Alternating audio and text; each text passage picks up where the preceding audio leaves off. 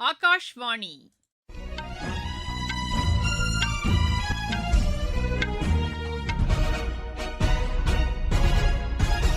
செய்திகள் வாசிப்பவர் சுமித்ரா ரத்னம். தலைப்புச் செய்திகள்: நீர்நிலைகளுக்கான சூரிய மின் திட்டத்திற்கு மத்திய அமைச்சரவை ஒப்புதல் அளித்துள்ளது. புதிய தொழிலாளர் நலச்சட்டங்கள் அவர்களின் உரிமைகளை பாதுகாக்கும் நோக்கில் கொண்டுவரப்பட்டுள்ளதாக மத்திய அரசு கூறியுள்ளது. மகாராஷ்டிராவில் 4 மாடி கட்டிடம் இடிந்து விபத்துக்குள்ளானதில் 9 பேர் உயிரிழந்தனர். சர்வதேச அமைதி மற்றும் பாதுகாப்புக்காக ஐநா மேற்கொள்ளும் நடவடிக்கைகளுக்கு தொடர்ந்து ஆதரவு அளித்து வருவதாக இந்தியா கூறியுள்ளது. காமன்வெல்த் விளையாட்டுப் போட்டிகளின் குத்துச்சண்டை பிரிவில் இந்தியாவின் பிரீத்தி பவார் மற்றும் அங்குஷ் பங்கல் இறுதி ஆட்டத்திற்கு முன்னேறியுள்ளனர். இனி விரிவான செய்திகள். நீர்நிலைகளுக்கான சூரிய மின் திட்டத்திற்கு மத்திய அமைச்சரவை ஒப்புதல் அளித்துள்ளது. இன்று புதுதில்லியில் பிரதமர் திரு நரேந்திர மோடி தலைமையில் நடைபெற்ற அமைச்சரவைக் கூட்டத்தில் இதற்கான முடிவு மேற்கொள்ளப்பட்டது. இதனை செய்தியாளர்களிடம் தெரிவித்த தகவல் ஒலிபரப்புத்துறை அமைச்சர் திரு அஸ்வினி வைஷ்ணவ், 5070 கோடி ரூபாய் செலவில் இந்த திட்டம் செயல்படுத்தப்பட உள்ளதாக கூறினார். இந்த திட்டத்தின் கீழ் 1 மெகாவாட்டிற்கு 1 கோடி ரூபாய் என்ற அடிப்படையில் நிதியுதவி வழங்கப்படும் என்றும் அவர் தெரிவித்தார். பெட்ரோலிய மற்றும் இயற்கை எரிவாயு துறையின் சமுத்ரா மந்தன் திட்டத்திற்கும் அமைச்சரவை ஒப்புதல் அளித்துள்ளதாக அவர் தெரிவித்தார். 84,084 கோடி ரூபாய் செலவில் அடுத்த 5 ஆண்டுகளுக்கு இந்த திட்டம் செயல்படுத்தப்பட உள்ளதாகவும் திரு அஸ்வினி வைஷ்ணவ் கூறினார். இதற்கிடையே சமுத்ரா மந்தன் திட்டத்திற்கு மத்திய அமைச்சரவை ஒப்புதல் அளித்துள்ளது எரிசக்தி பாதுகாப்பை உறுதி செய்வதற்கான நடவடிக்கைகளுக்கு உத்வேகம் அளிக்கும் என்று பெட்ரோலியத்துறை அமைச்சர் திரு ஹர்தீப் சிங் புரி கூறியுள்ளார். சமூக வலைதளத்தில் இதனை தெரிவித்துள்ள அவர், இந்த திட்டத்தில் தொழில்நுட்ப பயன்பாட்டிற்கும் கூடுதல் முக்கியத்துவம் அளிக்கப்பட்டுள்ளதை சுட்டிக்காட்டினார். எரிபொருள் இறக்குமதியை குறைப்பதற்கு இந்த திட்டம் உதவிடும் என்றும் திரு ஹர்தீப் சிங் புரி தெரிவித்தார்.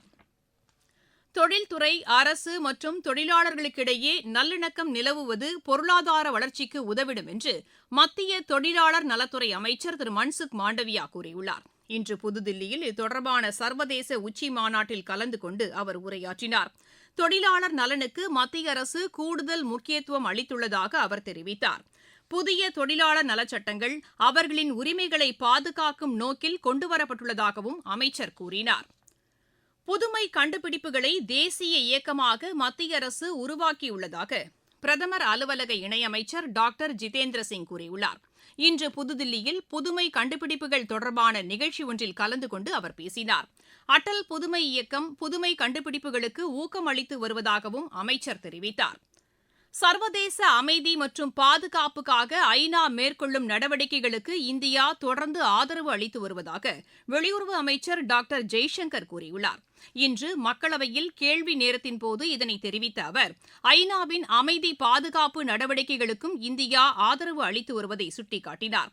ஐநா அமைதிப்படையில் இந்தியாவின் சார்பில் 3 லட்சத்திற்கும் மேற்பட்டோர் பணியாற்றுவதாகவும் திரு ஜெய்சங்கர் கூறினார். நீதித்துறையின் செயல்பாடுகளில் செயற்கை நுண்ணறிவு தொழில்நுட்பத்தை பயன்படுத்துவதற்காக 53 கோடியே 57 லட்சம் ரூபாய் ஒதுக்கப்பட்டுள்ளதாக மத்திய சட்டத்துறை இணையமைச்சர் திரு அர்ஜுன் ராம் மெஹ்வால் கூறியுள்ளார். மக்களவையில் கேள்வி நேரத்தின்போது இதனை தெரிவித்த அவர், நீதிபதிகளுக்கு உதவும் வகையில் செயற்கை நுண்ணறிவு தொழில்நுட்பம் அடிப்படையிலான மென்பொருள் வடிவமைக்கப்பட்டுள்ளதாக தெரிவித்தார். பரீட்சார்த்த அடிப்படையில் இந்த மென்பொருள் கொண்டுவரப்பட்டுள்ளதாகவும் திரு அர்ஜுன் ராம் மெஹ்வால் கூறினார். மகாராஷ்டிராவில் 4 மாடி கட்டிடம் இடிந்து விபத்துக்குள்ளானதில் 9 பேர் உயிரிழந்தனர். தானே மாவட்டத்திற்குட்பட்ட பிவாண்டியில் உள்ள பழமையான இந்த அடுக்குமாடி கட்டிடம் இடிந்து விழுந்ததாகவும் இடிபாடுகளுக்கு இடையே 3 பேர் சிக்கியுள்ளதாகவும் அம்மாநில காவல்துறையினர் தெரிவித்தனர். இந்த விபத்தில் உயிரிழந்தவர்களின் குடும்பத்தினருக்கு குடியரசுத் தலைவர் திருமதி திரௌபதி முர்மு, குடியரசு துணைத் தலைவர் திரு சி.பி. ராதாகிருஷ்ணன், பிரதமர் திரு நரேந்திர மோடி மற்றும் தலைவர்கள் பலர் இரங்கல் தெரிவித்துள்ளனர்.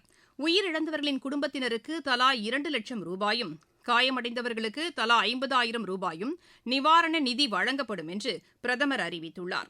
மகாராஷ்டிர முதலமைச்சர் திரு தேவேந்திர பட்னவிஸும் இந்த விபத்தில் உயிரிழந்தவர்களின் குடும்பத்தினருக்கு இரங்கல் தெரிவித்துள்ளார். இதற்கு காரணமானவர்கள் மீது உரிய நடவடிக்கை எடுக்குமாறு அதிகாரிகளுக்கு அறிவுறுத்தப்பட்டிருப்பதாகவும் திரு தேவேந்திர பட்னவிஸ் அறிக்கை ஒன்றில் கூறியுள்ளார். நீங்கள் கேட்டுக் கொண்டிருப்பது ஆகாஷ்வாணியின் செய்தி அறிக்கை.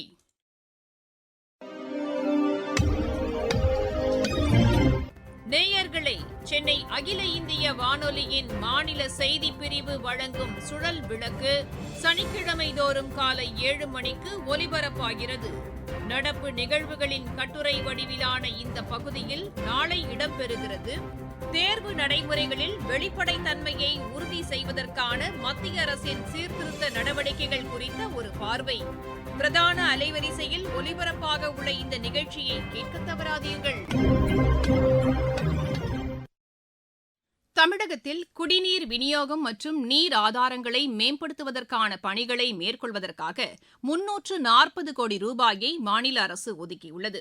இன்று சென்னையில் முதலமைச்சர் திரு விஜய் தலைமையில் இது தொடர்பாக நடைபெற்ற ஆய்வுக் கூட்டத்தில் இதற்கான முடிவு மேற்கொள்ளப்பட்டதாக மாநில அரசின் செய்திக்குறிப்பு தெரிவிக்கிறது. குடிநீர் தட்டுப்பாடு இன்றி கிடைப்பதை அதிகாரிகள் உறுதி செய்ய வேண்டும் என்று முதலமைச்சர் இந்த கூட்டத்தில் அறிவுறுத்தியதாக அதில் குறிப்பிடப்பட்டுள்ளது. தமிழக சட்டப்பேரவை தேர்தலில் இதுவரை இல்லாத அளவிற்கு வாக்கு சதவீதம் பதிவானதாக தலைமை தேர்தல் ஆணையர் திரு ஞானேஷ்குமார் கூறியுள்ளார். கோவை விமான நிலையத்தில் செய்தியாளர்களிடம் பேசிய அவர், இந்த தேர்தலில் 86% அளவிற்கு வாக்குப்பதிவு நடைபெற்றதை சுட்டிக்காட்டினார். நாடு சுதந்திரம் அடைந்த பிறகு தமிழகத்தில் பதிவான அதிக அளவு வாக்கு சதவீதமாக இது உள்ளது என்றும் அவர் குறிப்பிட்டார். இதற்காக வாக்காளர்களுக்கு வாழ்த்துகளையும் பாராட்டுகளையும் தெரிவித்துக் கொள்வதாகவும் திரு ஞானேஷ்குமார் கூறினார். மேற்கு வங்கத்தில் தீவிரவாதி என்ற சந்தேகத்தின் பேரில் ஒருவரை அம்மாநில காவல்துறையினர் கைது செய்தனர். ஜெய்ஷ் இ முகமது தீவிரவாத அமைப்புடன் தொடர்புடையவர் என்ற சந்தேகத்தின் பேரில் சிறப்பு அதிரடி படையினர் இந்த கைது நடவடிக்கையை மேற்கொண்டதாக எமது செய்தியாளர் தெரிவிக்கிறார். பர்தமான் பகுதியில் இவர் கைது செய்யப்பட்டிருப்பதாகவும் அவரிடமிருந்து முக்கிய ஆவணங்கள் பறிமுதல் செய்யப்பட்டிருப்பதாகவும் காவல்துறையினர் தெரிவித்தனர். ஆந்திராவில் வாக்காளர் பட்டியல் சிறப்பு தீவிர திருத்தப் பணிகளுக்கு பின்னர் வரைவு வாக்காளர் பட்டியல் இன்று வெளியிடப்பட்டது. அமராவதியில் இதனை வெளியிட்ட பின்னர் செய்தியாளர்களிடம் பேசிய அம்மாநில தலைமை தேர்தல் அதிகாரி திரு விவேக் யாதவ், கடந்த மாதம் 15ஆம் தேதி தொடங்கி இம்மாதம் 24ஆம் தேதி வரை இப்பணிகள் மேற்கொள்ளப்பட்டதாக தெரிவித்தார்.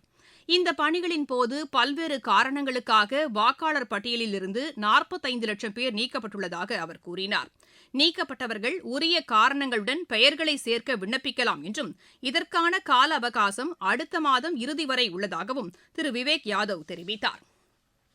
குஜராத்தில் அதி கனமழைக்கு வாய்ப்புள்ளதாக வானிலை ஆய்வு மையம் எச்சரித்துள்ள நிலையில் அம்மாநிலத்தில் முன்னெச்சரிக்கை நடவடிக்கைகள் முழுவீச்சில் மேற்கொள்ளப்பட்டு வருவதாக நிவாரண ஆணையர் திரு கௌரங் மக்வானா கூறியுள்ளார். காந்தி நகரில் செய்தியாளர்களிடம் பேசிய அவர் 13 மாவட்டங்களுக்கு அதி கனமழை எச்சரிக்கை விடுக்கப்பட்டிருப்பதை சுட்டிக்காட்டினார். இந்த மாவட்டங்களில் மீட்பு பணிகளை மேற்கொள்வதற்கென 50 சிறப்பு குழுக்கள் ஏற்படுத்தப்பட்டிருப்பதாகவும் அவர் தெரிவித்தார். தேசிய பேரிடர் மீட்புப் படையின் 17 குழுக்களும் மாநில பேரிடர் மீட்புப் படையின் 30 குழுக்களும் அம்மாவட்டங்களுக்கு அனுப்பி வைக்கப்பட்டுள்ளதாகவும் திரு கௌரங் மக்வானா கூறினார்.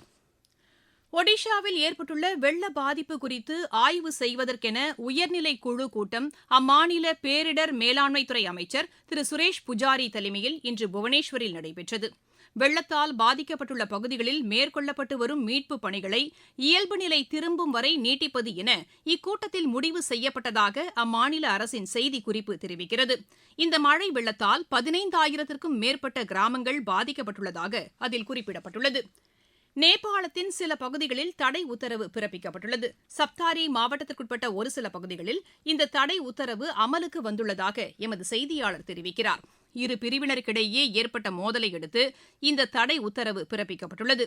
அமைதி திரும்ப பொதுமக்கள் ஒத்துழைப்பு அளிக்க வேண்டும் என்றும் அந்நாட்டு அரசு கேட்டுக் கொண்டுள்ளது. காமன்வெல்த் விளையாட்டுப் போட்டிகளின் குத்துச்சண்டை பிரிவில் இந்தியாவின் பிரீத்தி பவார் மற்றும் அங்குஷ் பங்கல் இறுதி ஆட்டத்திற்கு முன்னேறியுள்ளனர்.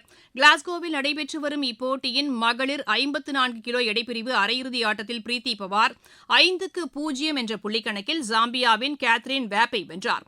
ஆடவர் 80 கிலோ எடைப்பிரிவு அரையிறுதி ஆட்டத்தில் அங்குஷ் 5-0 என்ற புள்ளிக்கணக்கில் கனடாவின் ஜோஷ்வா அஃபாரியை வென்றார்.